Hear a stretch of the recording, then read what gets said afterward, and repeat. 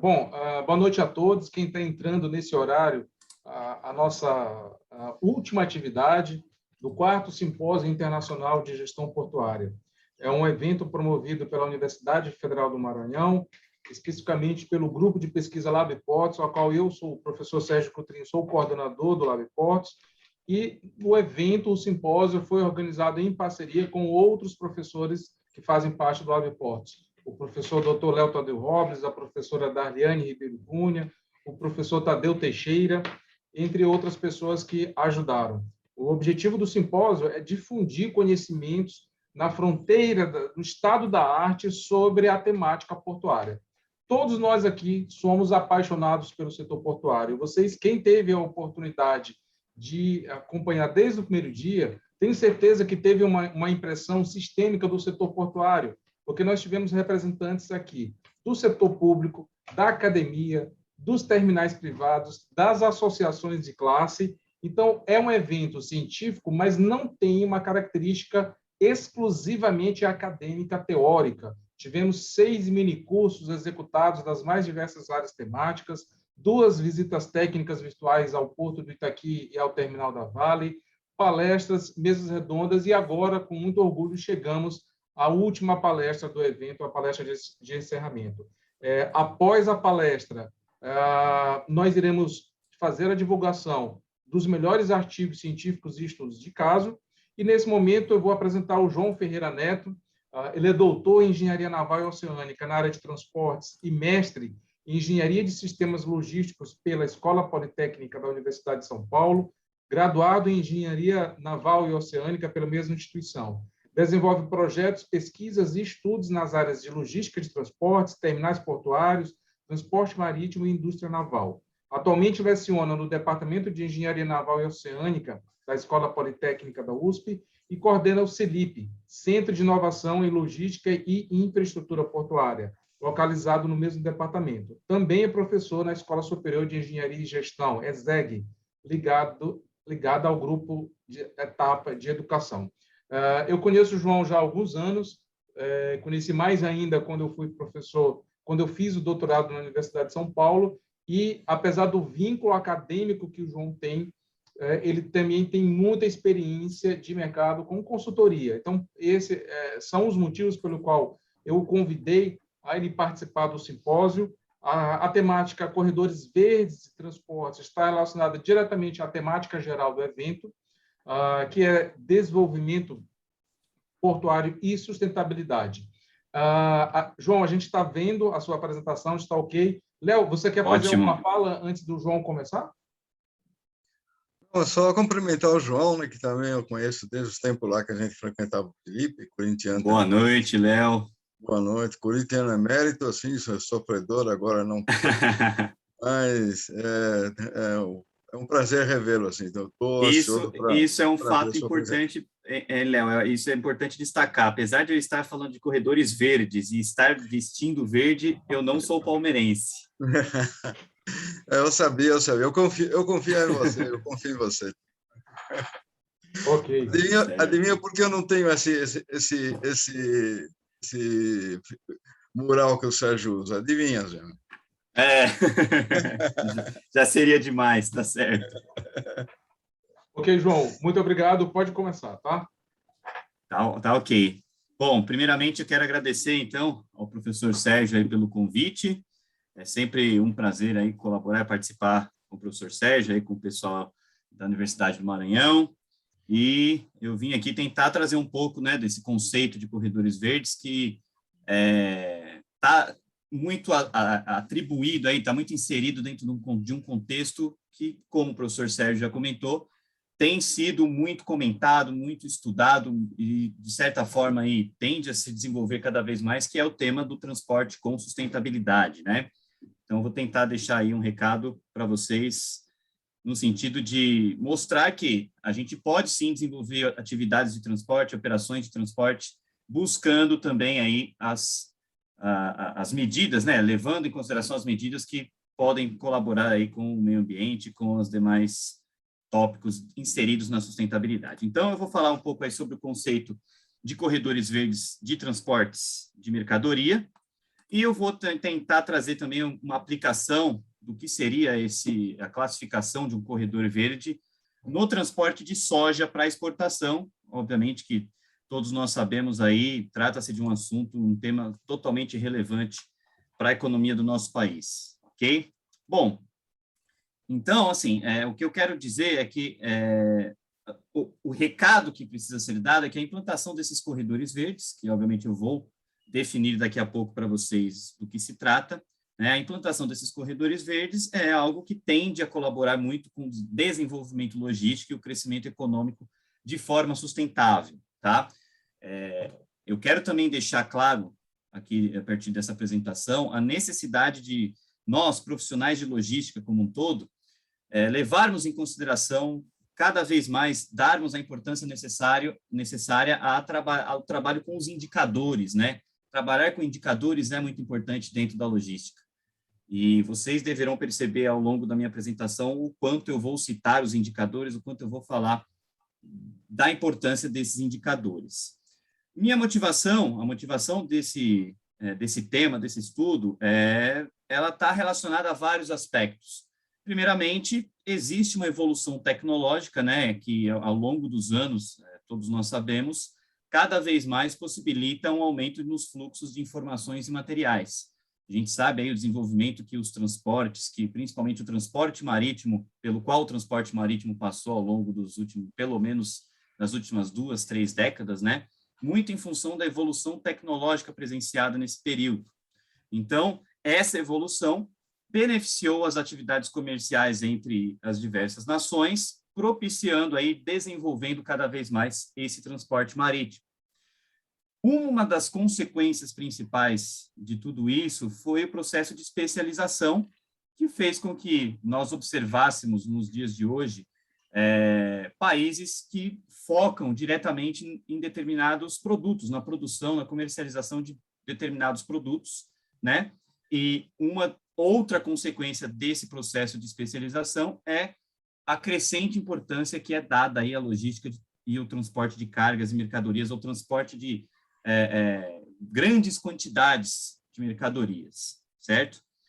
E a gente sabe também que o Brasil é um país que é totalmente dependente do transporte rodoviário, que utiliza muito, todos nós conhecemos a nossa matriz de transportes, a gente sabe o quanto a nossa matriz ela está muito baseada ainda nessas operações relacionadas ao transporte rodoviário, pelo menos, assim, nem que seja para fazer com que a carga, as mercadorias que serão exportadas cheguem até os principais portos espalhados aí pelo nosso litoral, ok?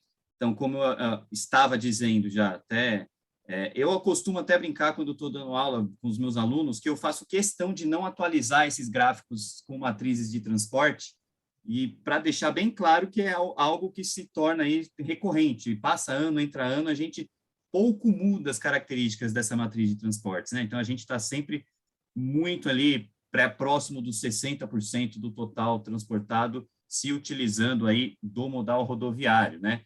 Se a gente considerar outros produtos, como, por exemplo, o minério de ferro, que se utiliza muito do transporte ferroviário, a gente trabalha aí com essa matriz de 60%. Desconsiderando o minério de ferro ainda, essa participação do modal rodoviário ela é ainda maior, né?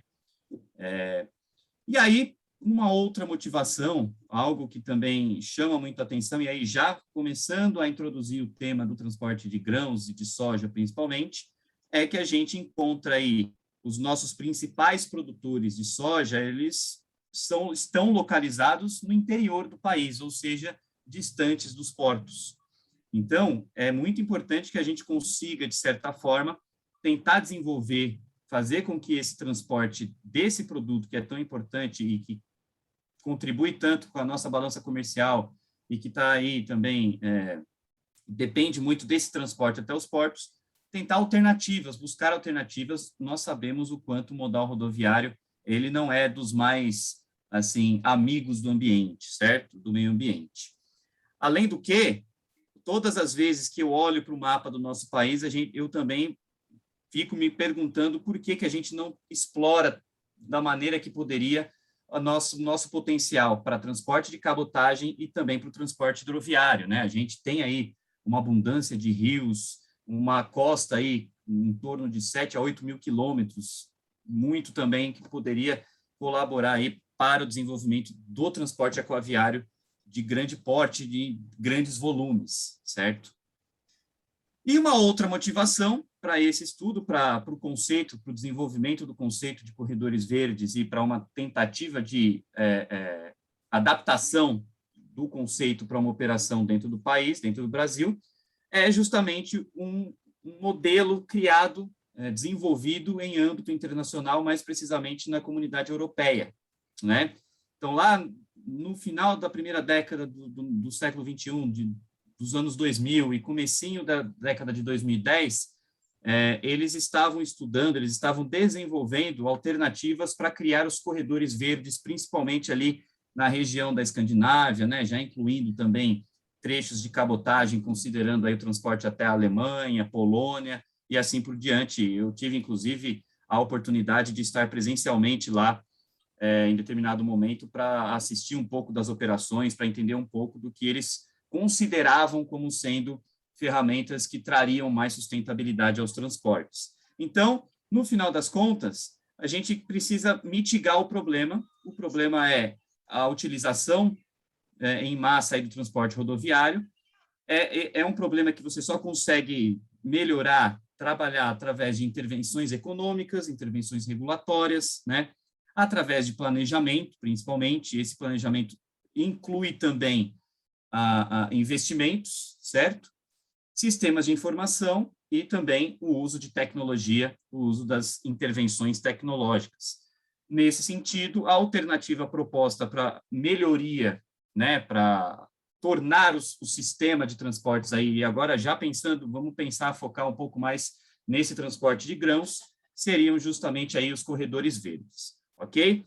Então, assim, o meu estudo, o estudo que eu quero apresentar para vocês hoje e trazer um pouco sobre o conceito de corredores verdes, visava justamente analisar os corredores de transportes brasileiros, não de maneira assim geral, generalista, mas sob o referencial da aplicação do conceito de corredores verdes, para tentar, a partir disso, buscar aí as alternativas de sustentabilidade que seriam adequadas à nossa realidade. Obviamente que não seria adequado trazer o que foi feito da Europa para o Brasil, simplesmente transferindo os conceitos regulatórios, tecnológicos, econômicos, porque, obviamente, a nossa realidade é completamente diferente. Então, qual que foi a abordagem? Avaliar os corredores de transportes existentes, né? Verificar algumas alternativas para o transporte dessa soja até os terminais portuários de onde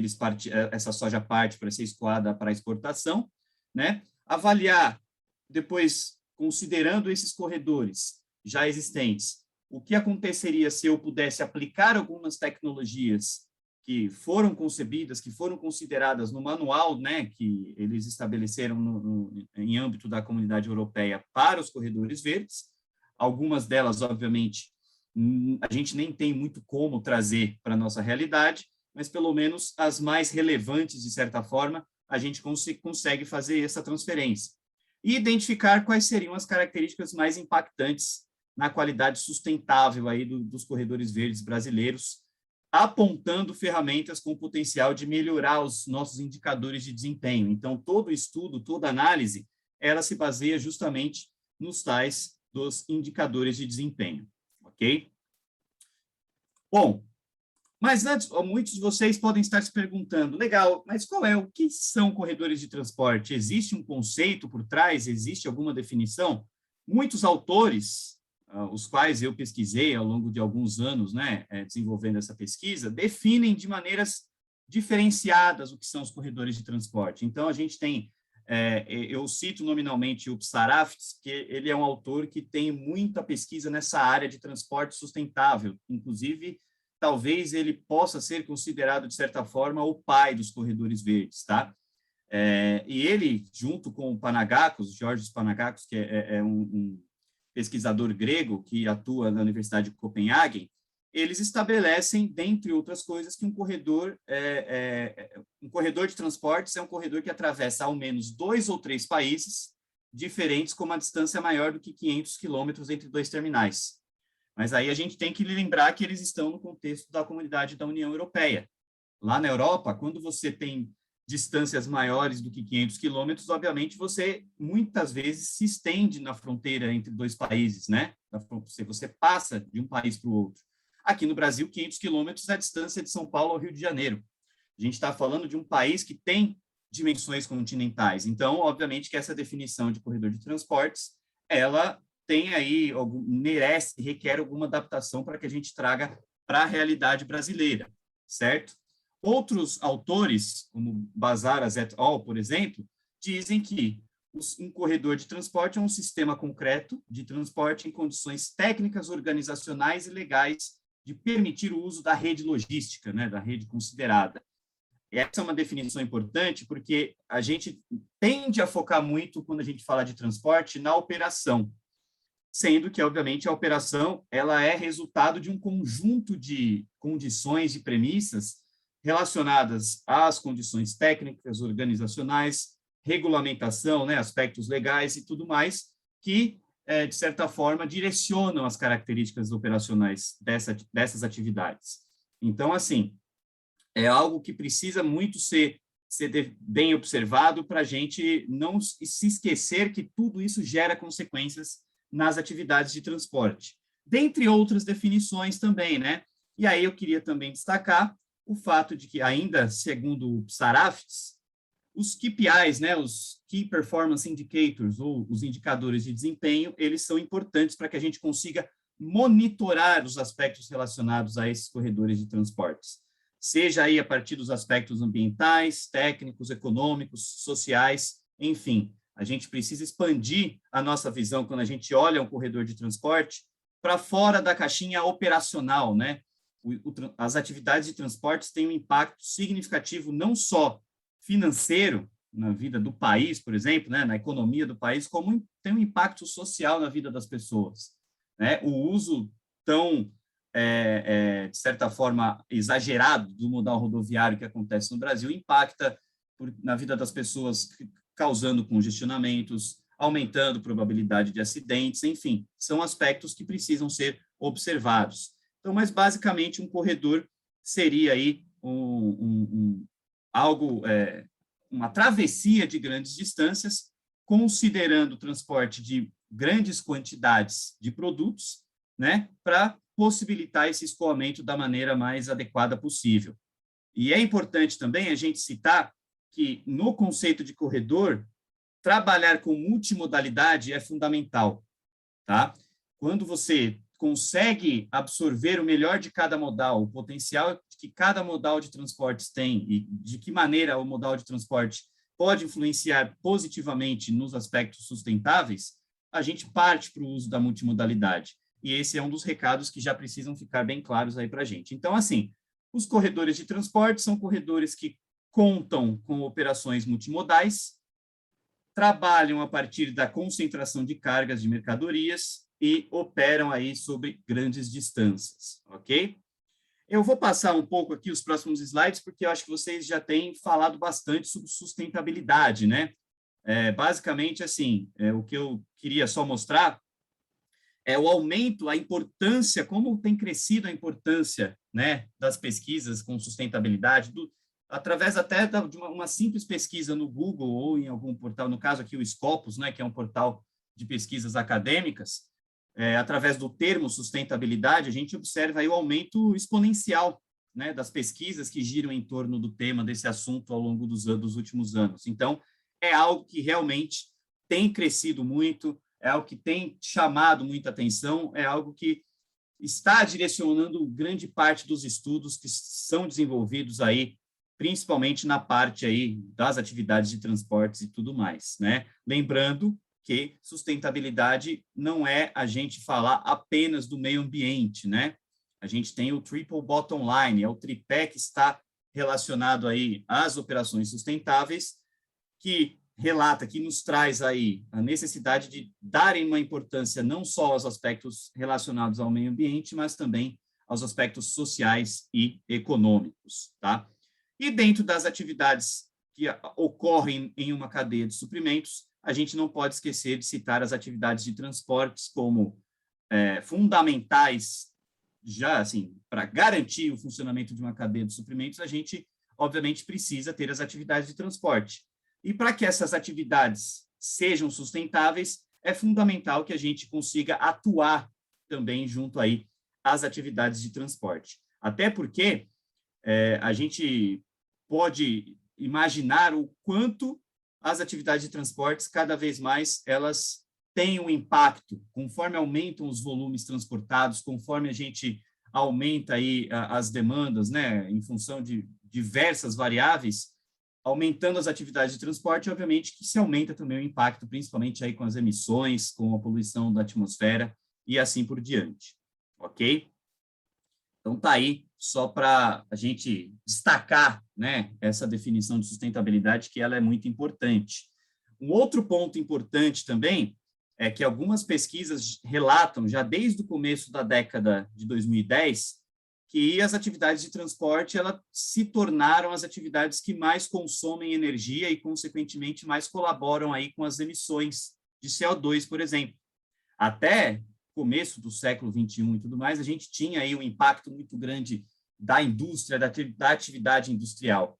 Mas, obviamente, que houve um trabalho mais voltado para a melhoria desse sistema das atividades industriais, e, no final das contas, a gente observa aí que as atividades de transporte, elas seguem uma tendência contrária às outras atividades. Esse gráfico mostra diretamente, claramente isso para nós. A gente tem aumentado aí as emissões em função dos transportes, enquanto outras atividades têm diminuído a sua contribuição nesse quesito, certo? Bom, de que maneira aí a gente pode trabalhar para melhorar a sustentabilidade das atividades de transporte? São diversas as ferramentas, e a ideia é que essas ferramentas também sejam trazidas para o desenvolvimento de um corredor verde de transporte. Então, elementos como maior conscientização das pessoas e das organizações, né? Regulamentações que direcionem a necessidade aí de preservação do meio ambiente, a percepção e a necessidade de se implementar os sistemas mais sustentáveis, intervenções tecnológicas, né? Obviamente que a gente não vai conseguir transformar atividades de transporte em atividades sustentáveis se a gente não contar, por exemplo, com tecnologias que permitam o uso aí de combustíveis mais limpos, né, por parte dos veículos, ou ainda tecnologias que permitam a otimização das rotas e a melhor utilização dos recursos de transporte, por exemplo. Então, a inovação, ela precisa ser um aliado nesse quesito. A gente está vivendo aí uma época onde cada vez mais a gente traz para dentro das operações de transporte e logísticas os conceitos aí de aprendizado de máquina, de inteligência artificial, e tudo isso tende a colaborar também com os aspectos de sustentabilidade, né?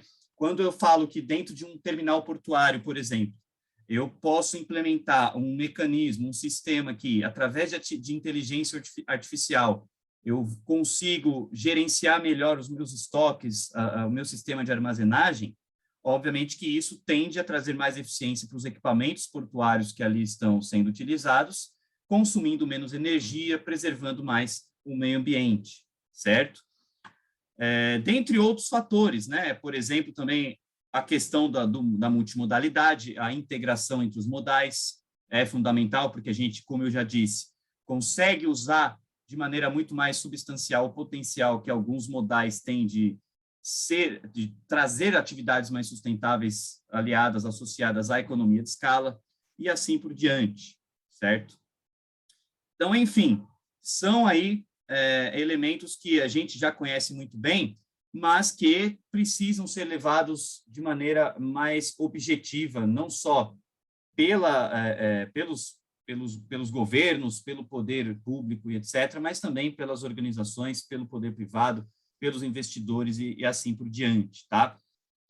O modal aquaviário, por exemplo, né, já adiantando um pouco aí das respostas que eu encontrei através da minha pesquisa, é um modal que tende a colaborar muito nesse sentido, porque, obviamente, nós que trabalhamos nessa área sabemos, trata-se de um modal que permite operações com maior economia de escala. Ao permitir essas operações com maior economia de escala, você tem, além de custos unitários menores, o que já melhora aí também a eficiência econômica do sistema, você tem aí também um menor número de viagens que reduz as emissões. Então, o modal, o uso mais abrangente, mais consistente do modal aquaviário é um elemento aí que precisa ser muito bem observado e considerado na hora de a gente buscar trazer atividades mais sustentáveis aí dentro do conceito de transporte, certo?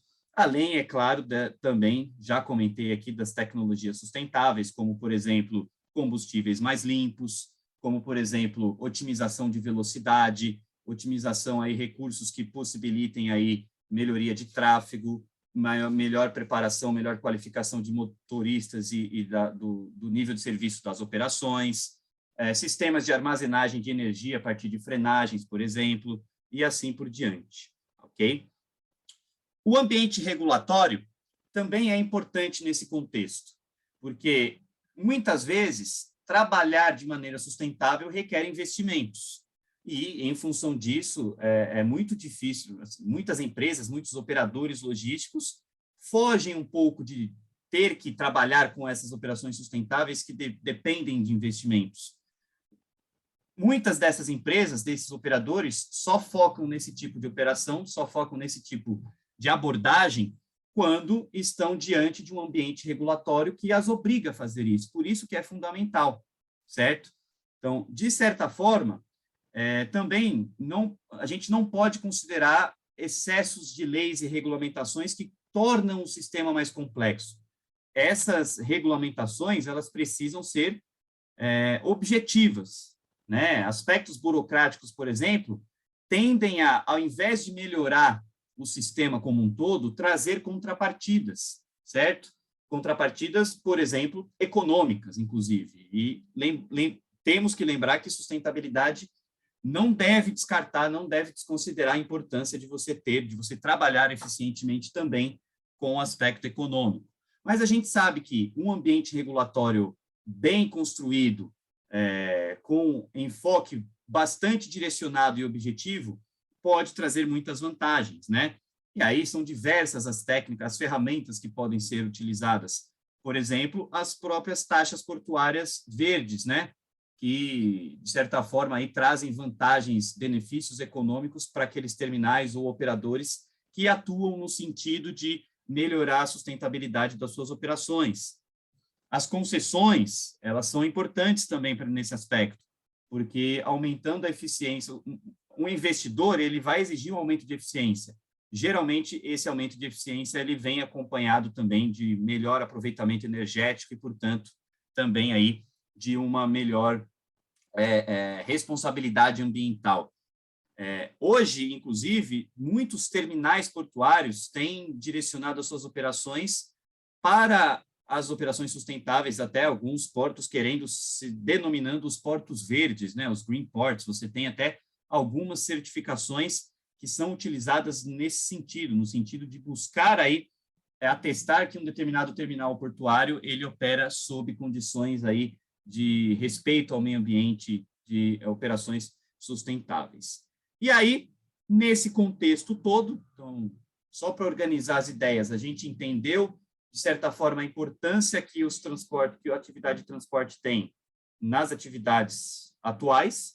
A gente entendeu um pouco de como as atividades de transporte, elas precisam ser melhoradas, elas precisam ser trabalhadas para que a gente consiga obter elementos e resultados mais sustentáveis, e a gente entendeu o que é um corredor de transporte. Nesse sentido, a gente vai tentar desenvolver o tal do corredor verde, tá? O corredor verde, como eu comentei, foi um termo que surgiu ali no final da primeira década do século XXI, dos anos 2000, e no comecinho da década de 2010. Eu citei também aí o Psaraftes como sendo o pai dos corredores verdes. Ele foi o primeiro que trouxe o termo aí, que levantou aí o surgimento do termo, no contexto aí de um plano de ação em logísticas e transportes que foi concebido lá na Comissão das Comunidades Europeias em 2007. Nesse documento, os corredores verdes de transporte seriam corredores de transporte que encorajariam o uso de comodalidade e tecnologias, tecnologias essas voltadas a acomodar operações dentro de um ambiente mais sustentável, a utilização de equipamentos que trouxessem maior eficiência ao transbordo, pensando aí na necessidade de você incentivar o multimodalismo, as operações multimodais, conceitos que privilegiassem a localização estratégica dos centros produtores, dos terminais e assim por diante, né? Um melhor design da rede logística como um todo, e também a utilização de biocombustíveis, né? Além disso, de acordo com esses autores, os corredores verdes eles seriam aí experimentos, né, operacionais de preservação do meio ambiente, inovação e também do uso dos sistemas de informação e comunicação no sentido de otimizar as operações de transporte. Então, os corredores verdes eles precisam contar com esses elementos: integração, eficiência, combustíveis alternativos e tecnologias, indicadores que direcionam na busca de melhorias de desempenho e também a participação aí do meio ambiente local e das comunidades. Sendo assim, eu proponho uma definição para um corredor de transporte, um corredor verde de transporte. Seria um corredor no qual fossem realizadas operações que considerem estratégias para redução de emissão de gases do efeito estufa, na qual houvessem operações que ocorreriam por terminais que permitam o transbordo entre modais, quando essa opção existir ao longo do corredor, sejam objetos de verificação e aplicação de tecnologia para melhoria de eficiência e sustentabilidade, que atuassem sob um ambiente bem regulado e apresentassem uma alta capacidade de volume transportado, visando aí um equilíbrio entre a produtividade e a sustentabilidade. Tá? Um exemplo de um projeto de corredores verdes, talvez o pioneiro no mundo, era o Super Green. Super Green foi um projeto desenvolvido junto com aquele plano de logística e transporte de cargas da Comunidade Europeia, que já descrevia algumas ações que indicariam aí a verdificação, entre aspas, né, o que eles chamam de o greening dos corredores. Tá? Obviamente, de novo, não é tão simples assim. A gente não pode simplesmente trazer essas ideias, converter, transferir esses conceitos da realidade da Comunidade Europeia para o Brasil de uma maneira assim tão simples e direta. Algumas adaptações precisam ser realizadas. Mas, basicamente, a partir de uma lista de indicadores que eles, lá no Super Green, sugerem para a determinação, a definição do conceito de corredores verdes, eu simplesmente identifiquei 5 desses indicadores, os 5 principais. Por que esses 5 principais? Porque na nossa visão, na visão aqui da nossa pesquisa, a gente consegue estabelecer, trazer, quantificar esses 5 indicadores aqui na realidade das nossas operações dentro do nosso território brasileiro. Tá? São esses os indicadores. O custo, obviamente, a gente não pode deixar de considerar o custo como um fator importante. A velocidade média do transporte, porque a eficiência também é importante. Eu não posso descartar a necessidade aí de você ter operações eficientes também no que diz respeito à velocidade da operação. A confiabilidade do serviço, que seria aí um percentual de cargas entregues sem atraso, a frequência do serviço e as quantidades emitidas aí de gases, principalmente CO2 e dos sulfatos, né? Isso em gramas por tonelada quilômetro de transporte. Lá no Super Green, que era o projeto que foi proposto lá na Comunidade Europeia, eles estabeleceram alguns KPIs e alguns indicadores base, né? Em outras palavras, eles estabeleceram intervalos ideais. Então, o custo tem que ser de tanto até tanto, a velocidade de tanto até tanto, mas, obviamente, mais uma vez, a gente precisa adaptar essas informações para a realidade brasileira, né? De certa forma, o que eles sugerem nos permitiu chegar aí a uma nota global aos corredores. Essa nota global, ela foi considerada e ela permitiu aí uma avaliação mais correta do desempenho dos nossos corredores, dos corredores considerados, tá?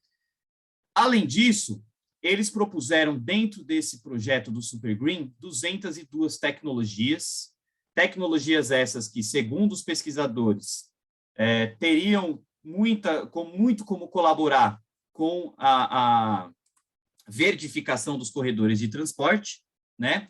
E essas 202 tecnologias estavam aí classificadas em 9 diferentes grupos. Parte de motores e sistemas de propulsão, combustíveis e fontes de energia, tecnologias para transferências de cargas, tecnologia para preparação de cargas, tecnologias de aquecimento e arrefecimento, inovações em tecnologia e logística, veículos, tecnologias de navegação e as melhores práticas de integração das tecnologias. Então, segundo esses pesquisadores, essas 202 tecnologias teriam um potencial de melhorar as atividades dentro de um corredor de transporte e procurar aqueles indicadores que pudessem tornar aquele corredor um corredor verde, né, que verdificasse a operação daquele corredor. E aí, se baseando nessas ideias, eu selecionei, e aí eu vou mostrar agora a aplicação, que eu já defini o que é o corredor verde, defini mais ou menos o que classifica, o que me ajudaria a classificar um corredor como verde ou não, e defini aí algumas estratégias e ferramentas que possibilitariam, né, a transformação de um corredor de transporte, a sua classificação em um corredor verde. Eu parti, então, para a seleção de corredores para os quais eu pudesse aplicar esses conceitos e verificar se, a princípio, eles são corredores verdes e o que fazer para que eles se tornassem corredores verdes. Então, assim, eu identifiquei, obviamente, talvez nem fosse necessário fazer isso, mas fui atrás de números para comprovar que, realmente, corredores que considerassem o escoamento da soja, dos grãos produzidos no centro-oeste, mais precisamente no Mato Grosso, seriam corredores com um potencial e com uma necessidade de verdificação maior do que outros, né? E aí eu fui atrás de dados para comprovar isso, os dados focando principalmente aí, né, no percentual de carga, no percentual da quantidade transportada, produzida e exportada por esses estados, por diferentes estados, chegando realmente à conclusão de que o estado do Mato Grosso e, portanto, corredores que tivessem origem no centro-oeste seriam os melhores corredores para que eu fizesse essa avaliação, tá? E eu verifiquei também quais portos eram os principais portos para o escoamento dessas cargas. Identifiquei dentre os principais portos os portos de Santos, tá? Os portos de Vitória e Paranaguá, sendo que o porto de Vitória, na verdade, Vitória seria ali o TPD, né? O porto de Tubarão ali com um grande volume exportado de soja. Paranaguá, no Paraná, e também portos localizados ao norte, principalmente até o momento da pesquisa, o Porto de Santarém, tá? E, portanto, a partir disso, eu defini quais seriam os meus corredores. Considerei a importância e a intensidade de fluxo de cada um desses corredores, a extensão do corredor e a sua abrangência no território nacional, e as rotas complementares, ou seja, tentando buscar corredores que se diferenciassem, que se utilizassem modais de transportes diferentes para eu poder fazer as comparações, né? Então, eu deveria estudar corredores com fluxos consideráveis, né, de grandes quantidades, extensos no que diz respeito a distâncias percorridas, sem muitas semelhanças entre si e que ocorressem através de modais de transportes diferentes. Nesse contexto, os corredores que eu selecionei foram o corredor de transporte entre Sorriso e o Porto de Santos, que considera aí um trecho rodoviário e um trecho ferroviário, o corredor que leva aí a carga, a produção de Sapezal, né, do município de Sapezal até o Porto de Santarém, considerando aí o trecho rodoviário até Porto Velho e o trecho hidroviário aí pelo Rio Madeira, né? E o corredor que levaria aí a carga de Sorriso até Paranaguá, considerando aí o transporte 100% rodoviário. Então, notem que são 3 corredores com características distintas no que diz respeito à utilização, à consideração modal, certo? Quais indicadores eu verifiquei? Então, foram alguns indicadores, tá? Como eu já disse, eu me baseei em custo, confiabilidade, emissões, né? aspectos relacionados aí à infraestrutura no que diz respeito a congestionamento, qualidade de infraestrutura, e também aspectos sociais que eu tentei representar através de um percentual daquele corredor que ocorreria, que operaria passando por zonas urbanas, e pensando no sentido de que quanto mais distante de uma zona urbana um corredor de transporte passa, menos ele afeta a vida das pessoas e, portanto, menos reflexos sociais aquele corredor tem. Tá? Identifiquei, então, para os 3 corredores, as notas, entre aspas, né? Então, vocês podem observar aqui nessa tabela, eu posso depois também, se for o caso, compartilhar o material para vocês olharem os números com mais atenção, mas os números estão aqui, obviamente que nem todos foram avaliados para todos os quesitos, para todos os indicadores, porque, por exemplo, não vou observar a qualidade de infraestrutura ferroviária em um corredor que não considera o modal ferroviário, e assim por diante. E os corredores, conforme eles existem hoje, foram avaliados, e eu cheguei à seguinte conclusão, ó, o corredor Sorriso-Santos, ele é o melhor quando eu olho tempo de transporte, segurança de carga e congestionamento. O corredor Sapezal-Santarém, que é aquele que usa o transporte hidroviário, ele é o melhor quando a gente olha o custo, as emissões, né, e o indicador de reflexo social, ou seja, o percentual em zona urbana. Ou seja, do ponto de vista meio ambiente, é o corredor mais adequado, que já era esperado, né, que fosse observado, porque se trata do corredor que utiliza o modal de maior economia de escala, o modal hidroviário. E o corredor Sorriso-Paranaguá é o melhor apenas por conceito, por quesito de confiabilidade. A gente sabe que o modal rodoviário, ele tende a ser um modal confiável no que diz respeito a respeitar os prazos, né, os lead times que são previstos e planejados pelo operador, pelo dono da carga. Então, essas foram as respostas que eu obtive avaliando estes corredores a partir dos indicadores que estavam descritos lá nos manuais de corredores verdes e trazendo aí para a nossa realidade brasileira.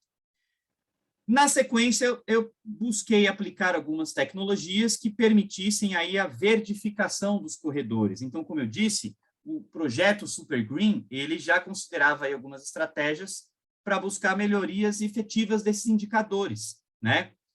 E aí, pessoal, voltando a falar dos indicadores, o quanto é importante os operadores logísticos em si, e aí eu estou falando de empresas que trabalham somente com transporte, terminais, gestores, enfim, todos aqueles agentes intervenientes do sistema de transporte precisam ter aí os sistemas, os bancos de dados que apontem, que acomodem os dados, as informações que possibilitarão a análise desses KPIs, desses indicadores, né? Porque um dos gargalos que foram encontrados nessa pesquisa foi justamente o levantamento de números, de informações que possibilitassem aí a análise desses indicadores e a construção desses indicadores.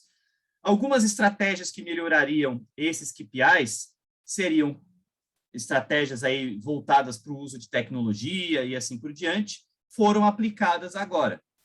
Então, numa primeira etapa, eu realizei uma pré-seleção das tecnologias e calculei, assim, de certa forma, os impactos que as mesmas teriam nos KPIs observados.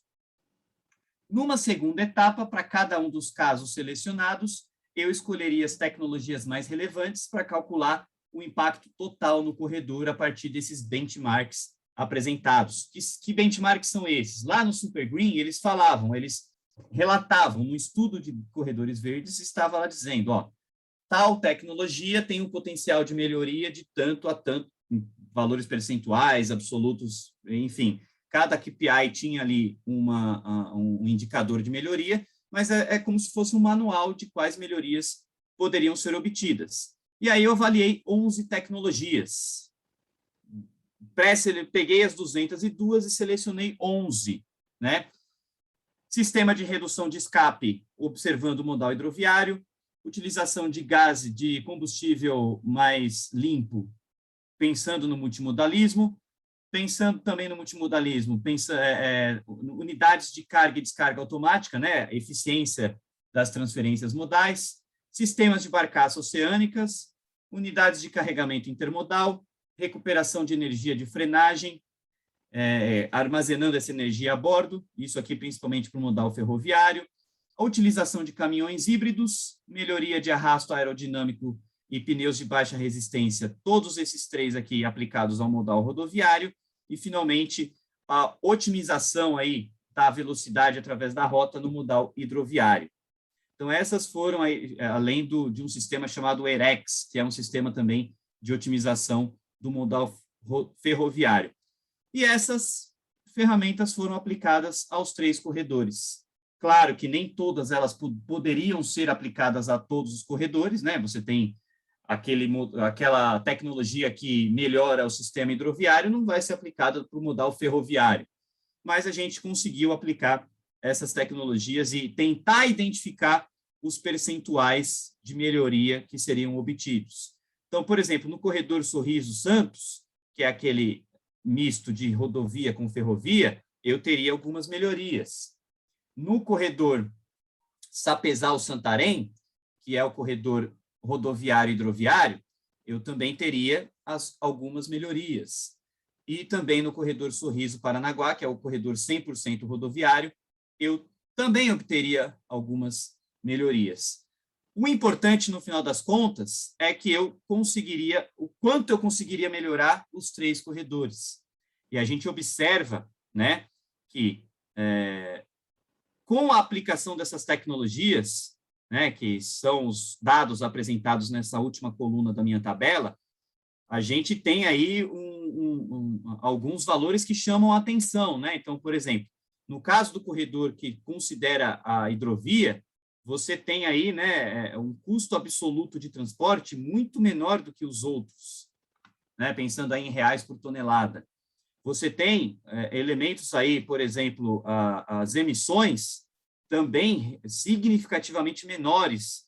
Por exemplo, se eu comparar o corredor Sapezal-Santarém com o corredor Sorriso-Santos, eu teria aí 10%, né, das emissões de nitratos, por exemplo, e assim por diante. Então, basicamente, eu, aplicando essas tecnologias, poderia considerar esses corredores verdificados, corredores que trabalham voltados aí a melhorias de sustentabilidade. No final das contas, o corredor Sorriso-Santos ele é o mais rápido, ok? A gente sabe que ele tem uma infraestrutura muito boa, contar com a ferrovia é algo que facilita também nessa operação. O corredor Sorriso-Paranaguá, que é o corredor puramente rodoviário, ele tem uma vantagem na questão da confiabilidade, mas ele tem um impacto social muito maior, né? É o corredor que mais interfere por conta aí do seu trajeto dentro das áreas urbanas, mas, de forma geral, a gente pode avaliar que o corredor Sapezal-Santarém seria realmente o corredor mais sustentável, porque ele tem um menor custo relativo, e também porque a nossa análise já corrobora algo que já é muito conhecido, principalmente por nós que estamos aí na área, que trabalhamos junto ao setor portuário, transporte marítimo, o fato do modal hidroviário ser aí um modal que também mais sustentável, que, por trabalhar com a economia de escala, tem essas vantagens bastante significativas. Ok? Então, mais ou menos era isso que eu queria apresentar para vocês, né? Dizer aí que existe sim um potencial para que os corredores de transporte no Brasil eles sejam melhorados em relação ao aspecto sustentabilidade, tá? Que algumas intervenções precisam ser aplicadas, mas essas intervenções elas são bastante factíveis de certa forma, né? E que os principais gargalos que a gente tem são justamente aí gargalos já conhecidos, como principalmente a necessidade de investimento em infraestrutura, né? De certa forma, a gente já sabe disso, e o estudo só nos ajudou a identificar de maneira mais objetiva, e olhando em números, né, nesses indicadores, que realmente essa é a realidade do nosso sistema de transportes.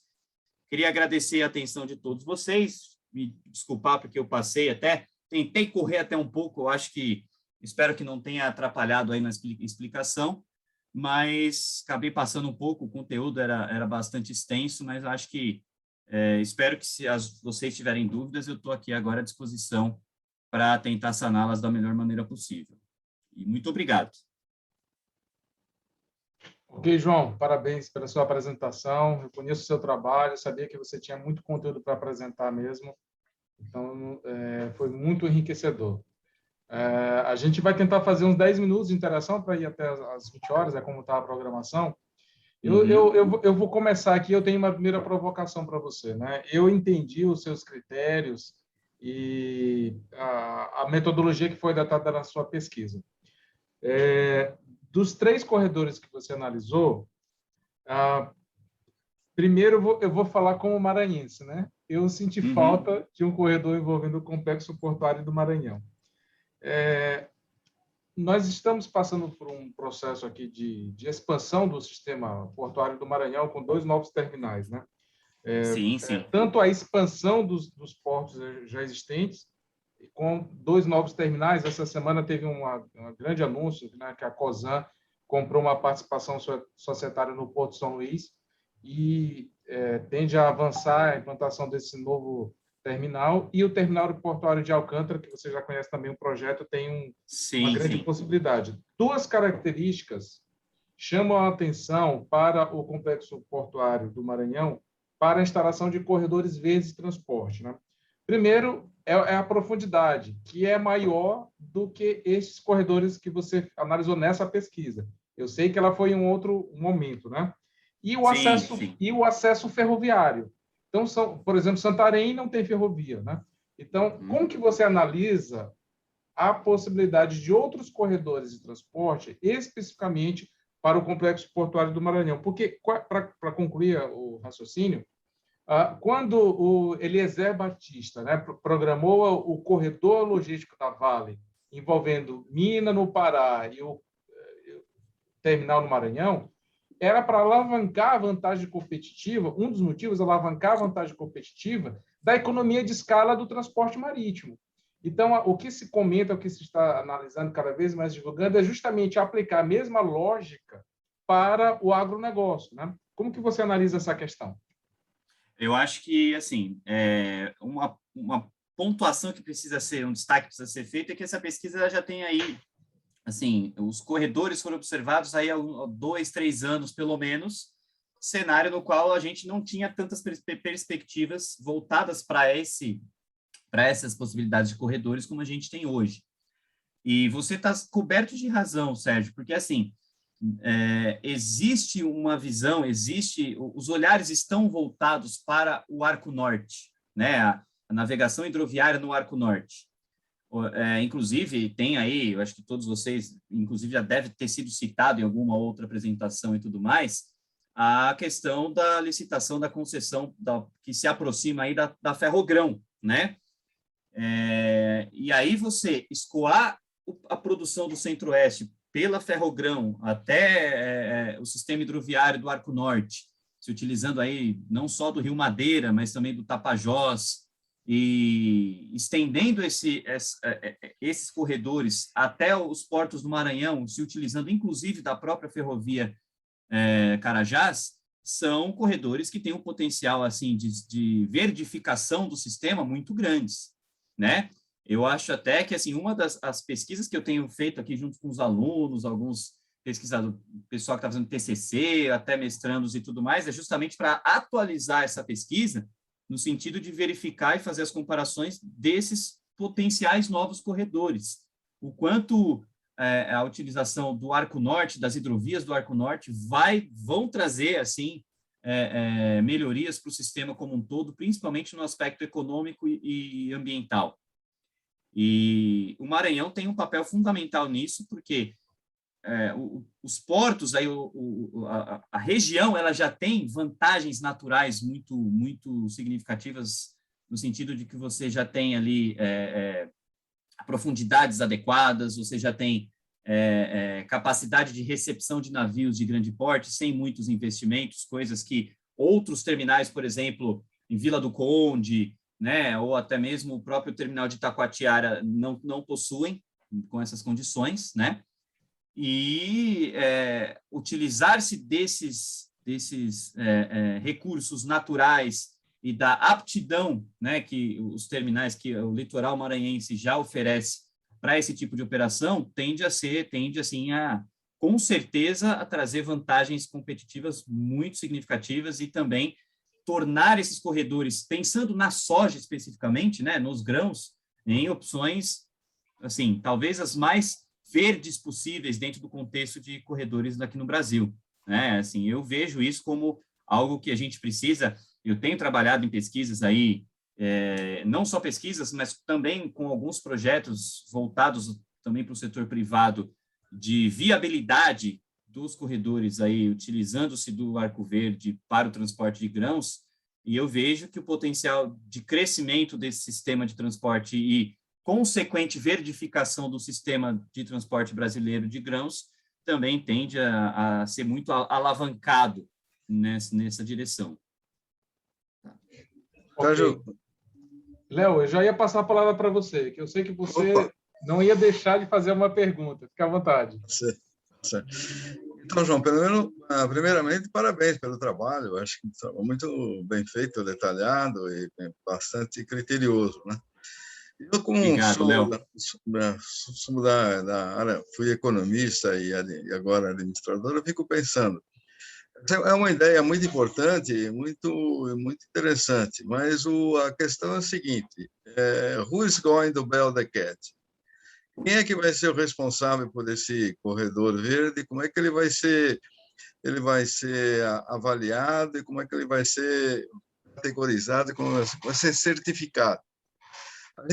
A gente estuda aqui a questão das cadeias logísticas, né, as cadeias de suprimentos verdes. As cadeias de suprimentos verdes, elas estão sempre atreladas, baseadas, né, elas estão fundeadas numa que a gente chama de uma empresa focal. É uma empresa que domina a cadeia de suprimento ou uma cadeia de um produto dentro de uma rota, dentro de uma região, e ela faz com que os seus fornecedores, os diversos elos dessa cadeia, ajam de uma certa forma. Um exemplo que a gente também na mídia é a Porsche, que vai obrigar que seus fornecedores sejam eficientes, né, com emissão zero. Como é que você pensa essa questão? Assim, como é que categoriza, como é que certifica um corredor como verde, né? De quem seria esse papel? De uma empresa privada, de uma empresa focal, do governo, de uma região, um setor exportador ou importador? Excelente pergunta, Léo. Assim, primeiro de tudo, eu acho que é destacar o que eu já citei na apresentação, a necessidade de você ter elementos que permitam realmente essa avaliação quantitativamente. Então, trabalhar com os indicadores é fundamental.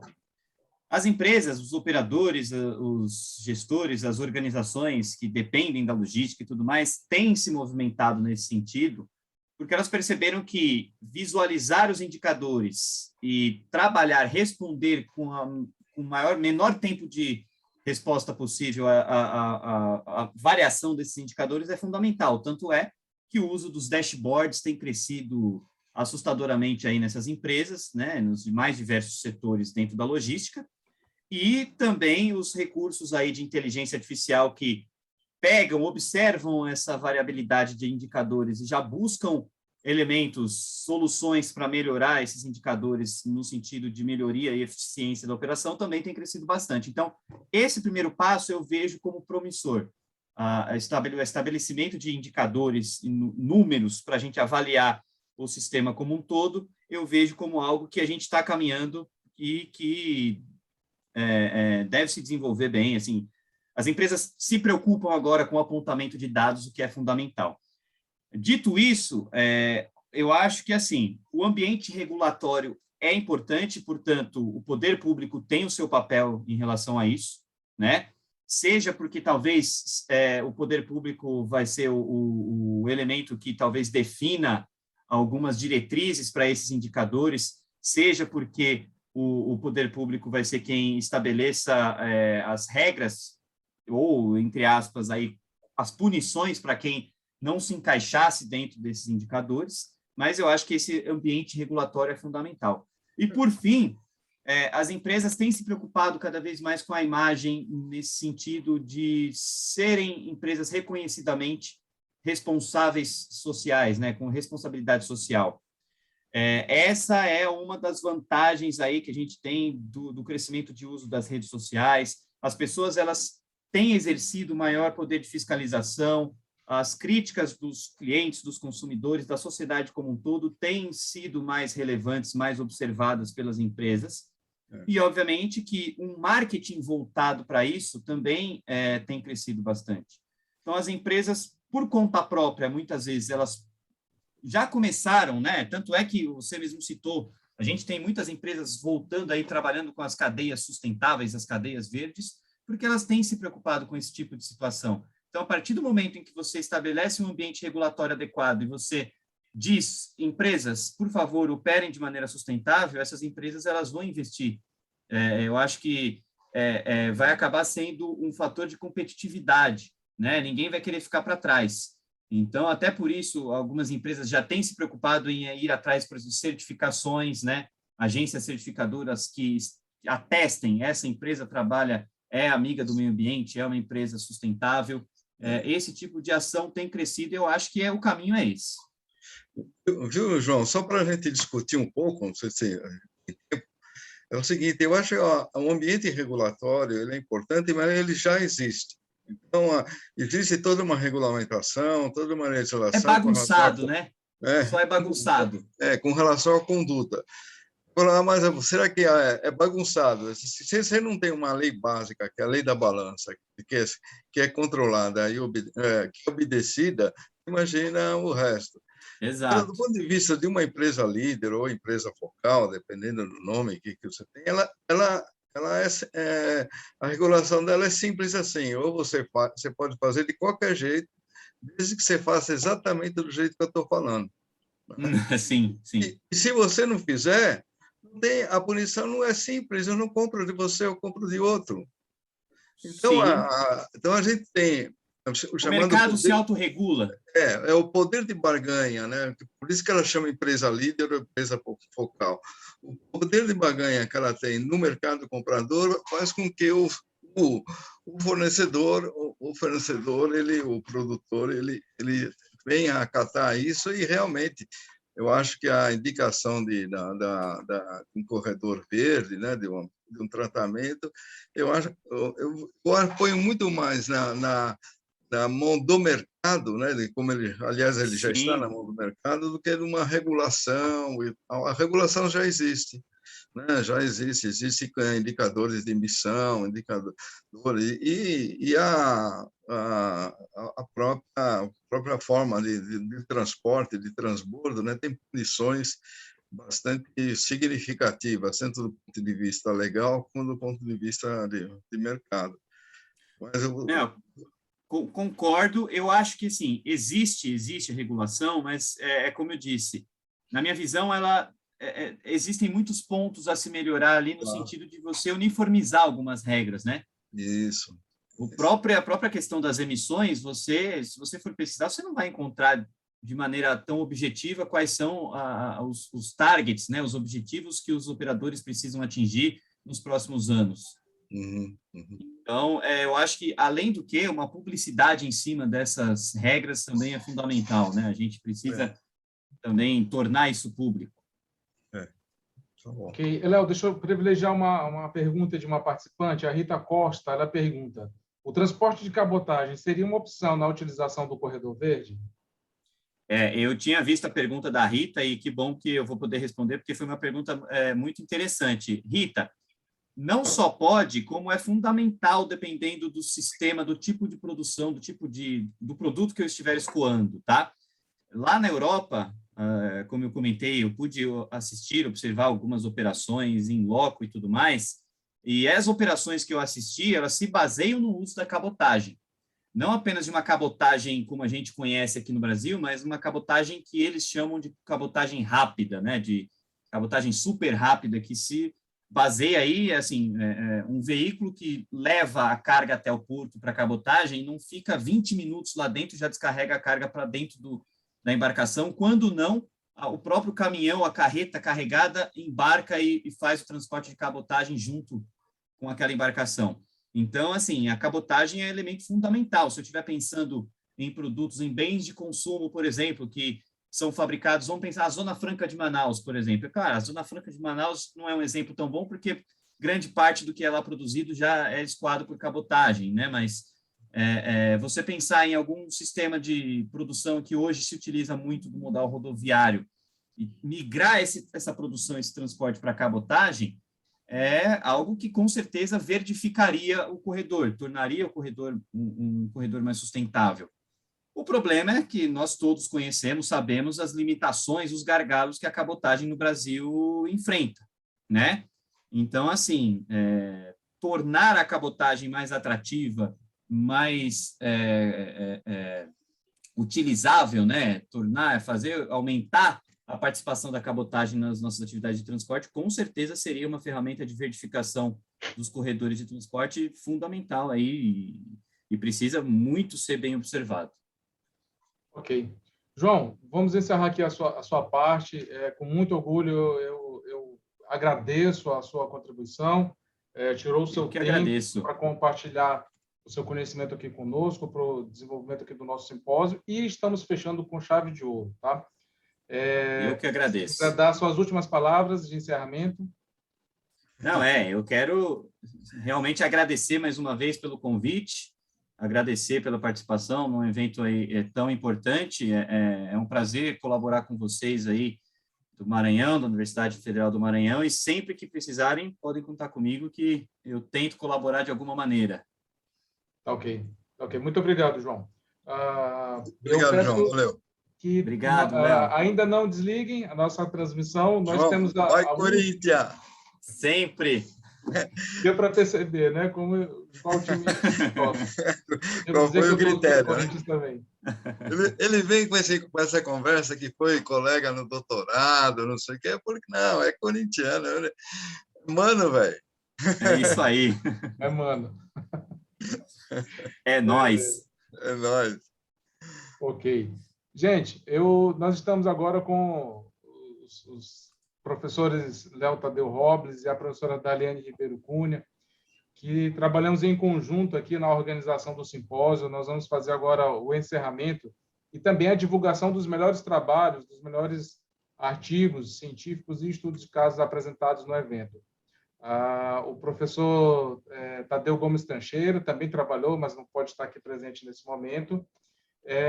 Antes da gente compartilhar aqui o resultado, eu gostaria de agradecer formalmente a todas as pessoas que, direta e indiretamente, contribuíram para a execução do simpósio, todos os prestadores de serviço, todos os professores. No caso, eu preciso reforçar as empresas, as organizações que apoiaram o evento e permitiu até que ele fosse feito gratuitamente, porque, apesar do evento ser remoto, existem gastos associados, né? E todos nós tivemos mais de 1.700 pessoas inscritas no evento e puderam participar gratuitamente. Nós tivemos o patrocínio do Porto do Itaqui, da Grão-Pará Multimodal, a parceria da empresa Vale, o apoio das principais associações do setor, a BTRA, Associação Brasileira de Terminais e Recintos Alfandegados, a ATP, Associação de Terminais Privados, a BTP, a Associação Brasileira de Terminais Privados, a Modal Consult, a DL Portos, a MTZ Shipping e a Fundação Sousandred. Então, agradeço a todas essas organizações, a todas as pessoas que puderam participar. Vocês, na verdade, assim, são os principais motivos da gente organizar isso aqui. A gente busca fazer um ambiente acadêmico não fechado em si. Nós não queremos ficar dentro de uma biblioteca sem trocar informação, gerando conhecimento que vai ficar apenas numa prateleira. Hoje vai ficar apenas, a gente poderia dizer que vai ficar apenas no HD de um computador. Nós estamos aqui nesse evento que segue a missão do Lab Portos, conectar o setor portuário com a academia, tá? Então, essas são as minhas palavras finais. Eu vou passar a palavra ao professor Léo e à professora Daliane. Eles vão dar suas palavras finais de encerramento e vão comunicar os resultados dos melhores artigos. Eu sou organizador geral do evento, não fiz parte da comissão científica de avaliação, e eu vou já iniciar aqui a projeção do resultado. Léo, a palavra passo. Daliane, você quer falar primeiro? Primeiro as mulheres, né? Claro, sempre. Pois é. Boa noite a todos. É um prazer estar com vocês e realmente foi muito enriquecedor esses dias, né? Palestras excelentes, super organizado. Então, para mim é sempre é um privilégio estar participando com o Sérgio e o Léo sempre nesses eventos, né? Então, já faz algum tempo que a gente trabalha em conjunto, né?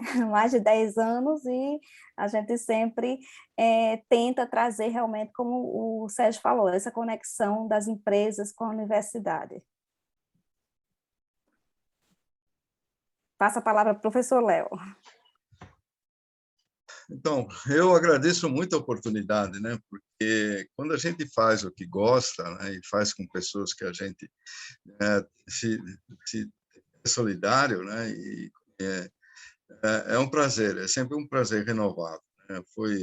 Eu acho que essa experiência do simpósio internacional que o Sérgio propôs, que a gente discutiu, foi muito interessante, né? Nós conseguimos ter gente dos Estados Unidos, que é da Argentina, um argentino radicado no Chile, que é do CEPOL, da CEPOL, que é um dos órgãos internacionais ligados à ONU, de mais importante, que tem um histórico de estudo e realizações foi fundamental na evolução da nossa América Latina e Caribe.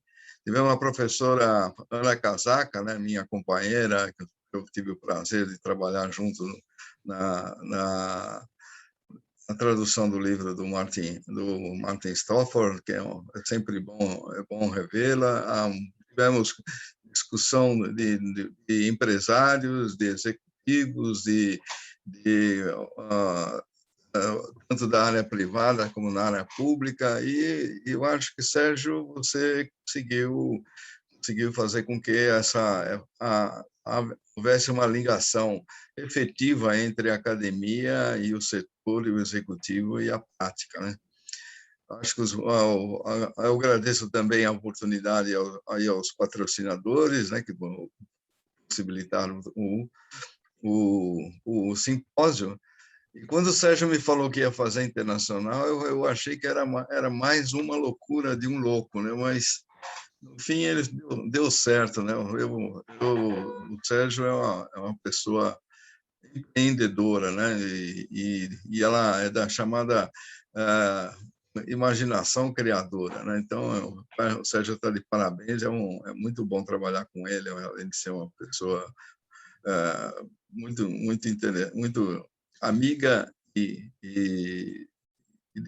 gratificante. Então, Sérgio, agora você me passou, eu e Darliane, a gente participou da comissão científica e nós fizemos uma apresentação dos trabalhos, coordenamos a apresentação de trabalho e fizemos uma avaliação. O que tem que ficar claro é que essa avaliação não é que porque as pessoas não ganham prêmio que os trabalhos não sejam bons, é que realmente o nível foi muito elevado, eu fiquei bastante gratificado, né? Porque a gente vê, às vezes a gente participa de alguns simpósios e tem trabalhos não tão bons como os apresentados agora.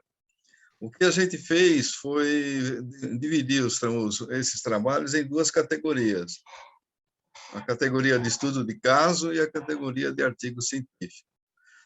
Nós escolhemos o melhor trabalho e trabalhos de menção honrosa. Se você puder passar aí a lista, Sérgio. Como o melhor artigo científico foi um trabalho do Manuel Evandro, que veio a arejar aqui, né? Traz um ar novo e refrigerado aqui, energético, falando sobre as contribuições da geração de energia elétrica offshore no mundo e para o Brasil. Foi muito interessante, porque nós tivemos uma palestra, algumas palestras, que tratou do assunto, né? Inclusive do professor da UFM, né? E o Manuel, né, que fez o trabalho antes da palestra, ele veio categorizar, ele arrumou, deu fez uma arrumação dentro do setor, né, do geral para o particular, além da apresentação ter sido muito boa. Então, o melhor artigo científico é do Manuel Evandro Carvalho Feitosa. Tá? Parabéns. O melhor estudo de caso, que foi apresentado na sala com a professora Darliane, do Caio Silva Leite e do Tércio Fernandes Máximo, né? Esse Máximo não é por acaso, que é o comparativo no uso de drones versus o uso de lancha no processo de draft survey de navios no berço 105 do Porto de Itaqui, operado pela VLI, né? Que é a Vale Logística, né? É um trabalho muito interessante e como um estudo de caso, ele mostra o que é a gente vê desde quando se coloca um problema, como é que ele vai ser resolvido, essa resolução se faz tanto do ponto de vista tecnológico como do vista da capacitação dos profissionais. O trabalho é muito bom. A Darliane disse que a apresentação também foi muito boa. Eu acredito. Pode quiser passar, Sérgio? Missão honrosa, essas duas do Paulo Ricardo Gomes Lopes e do Sérgio Sampaio Cotrim, né? Que é um pouco mais conhecido que o Paulo Ricardo, é propriedade intelectual e transferência de tecnologia nos portos públicos brasileiros. Um trabalho bem elaborado e bem orientado. O outro é o processo de implementação de WMS em um centro de distribuição de médio porte, as barreiras de transição e os avanços logísticos. WMS é o Warehouse Management System, são sistemas de gerenciamento de armazéns, né? Da entrada, saída, guarda, recuperação de materiais. Um trabalho prático e muito interessante. A outra menção honrosa é da implantação de sistemas de IoT, né? Information of Things, Informatic of Things, é isso, Darliane? Information ou Informatic? Internet das coisas. Internet das coisas, está vendo? E o interessante é o sotaque, porque não é internet das coisas, é internet das coisas em terminais portuários. Afinal de contas, em terminal portuário, aqui tem o Porto de Hamburgo também. Quem é o autor? É a Gisele Daniela de Albuquerque Cavalcante Ferreira, o Luiz Borges Gouveia e o Sérgio Sampaio Coutinho como orientador, né? E outro trabalho que eu fiquei bastante bem impressionado, porque é a logística de gestão da cadeia de suprimentos humanitária, né? O logística humanitária, esse é um assunto assim de uma importância muito grande, né? Quem apresentou foi o Carlos Eduardo da Silva Costa, a Ingrid Cássia Mendes Pinho e a Lisandra Regina Diniz. Eles trataram de acidentes, né? Aconteceu de tudo nessa apresentação, né? A Lisandra apareceu, não aparecia o slide apareceu, aí ela sumiu, aí passamos para o Carlos Eduardo, o Eduardo apareceu e sumiram os três. Então, foi exatamente o que é logística humanitária, né? Você tem um acidente, tem um evento, você tem que tomar todas as medidas possíveis para contingenciamento, né? Então, para contingenciamento e solução e ter uma redução de danos, né, materiais e pessoais. E essa redução de danos resultou tanto que eles ganharam o prêmio de menção honrosa. Então, essa foi a nossa premiação. Eu acho que ficam algumas lições, né, algumas medalhas, né, que a gente pode alguns troféus que a gente pode exibir, não é? E também coisas que a gente tem que melhorar, não é?